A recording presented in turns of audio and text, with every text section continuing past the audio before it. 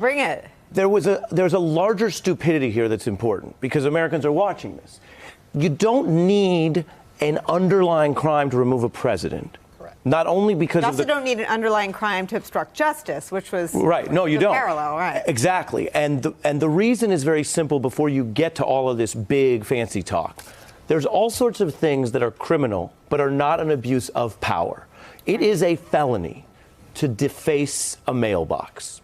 Right. It just is. To drink and drive. Yeah. That one is even dangerous, although it's generally a personal mistake, although you could hurt other people.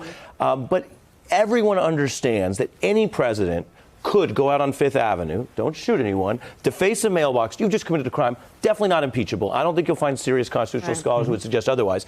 And yet, right, that would be the crime. What Turley said is, in his opinion, an extra prerequisite he wants to add. And on the flip side, you have abuses of power that may not technically be a felony. Why? This is really important for everyone to understand.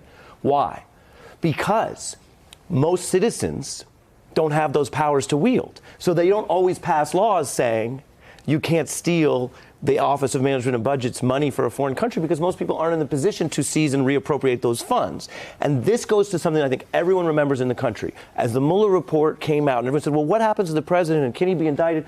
Generally the rule, not law, but the rule has been in the DOJ, because the president enforces the laws, he's the one person that isn't indicted in office. So who indicts the president? The Congress. That's what it is. That's how the system works. And so for this professor who knows so much, who, by the way, everyone should keep in mind, backed the impeachment of President Clinton, for Mr. Turley to come and present to the nation today a theory that suggests somehow, no, you still got to double back to the courts. That's just not what the Constitution says. I think it's important that people know that. I think there are other valid reasons, obviously, for people to potentially oppose this impeachment. But he didn't lay out a constitutionally valid one in at least part of his testimony.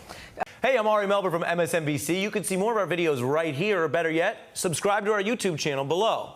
You could have been anywhere in the world, but you're here with us, and we appreciate that.